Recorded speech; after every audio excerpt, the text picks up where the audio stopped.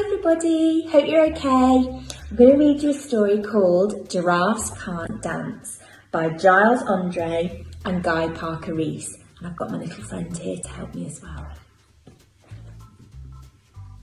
Gerald was a tall giraffe whose neck was long and slim, but his knees were awfully bandy and his legs were rather thin.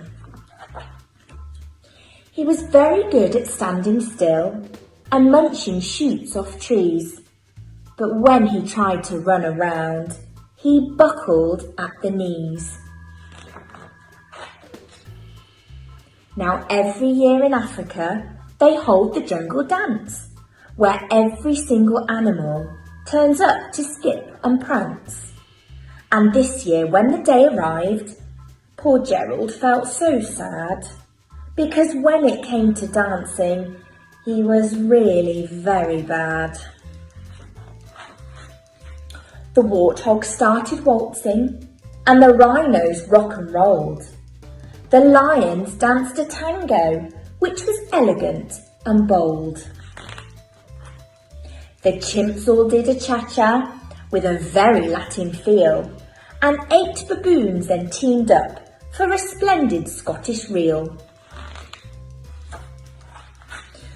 Gerald swallowed bravely as he walked towards the floor, but the lions saw him coming and they soon began to roar.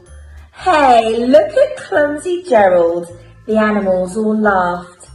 "Giraffes can't dance, you silly fool. Oh, Gerald, don't be daft."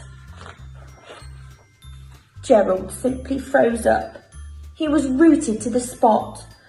"They're right," he thought. "I'm useless. Oh, I feel like such a clot." So he crept off from the dance floor and he started walking home. He'd never felt so sad before, so sad and so alone. Then he found a little clearing and he looked up at the sky. "The moon can be so beautiful," he whispered with a sigh. "Excuse me," coughed a cricket who'd seen Gerald earlier on, "but sometimes when you're different, you just need a different song." Listen to the swaying grass and listen to the trees. To me, the sweetest music is those branches in the breeze. So imagine that the lovely moon is playing just for you. Everything makes music if you really want it to. With that, the cricket smiled and picked up his violin. Then Gerald felt his body do the most amazing thing. His hooves had started shuffling, making circles on the ground. His neck was gently swaying and his tail was swishing round. He threw his arms out sideways and he swung them everywhere. Then he did a backward somersault and leapt up in the air. Gerald felt so wonderful. His mouth was open wide. "I am dancing! Yes, I am dancing! I am dancing!" Gerald cried. Then one by one, each animal who'd been there at the dance arrived while Gerald boogied on and watched him quite entranced. They shouted, "It's a miracle! We must be in a dream!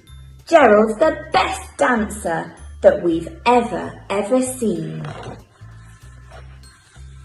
"How is it you can dance like that? Please, Gerald, tell us how." But Gerald simply twizzled round and finished with a bow. Then he raised his head and looked up at the moon and stars above. "We all can dance," he said, "when we find music that we love." Hope you enjoyed the story. See you soon. Bye.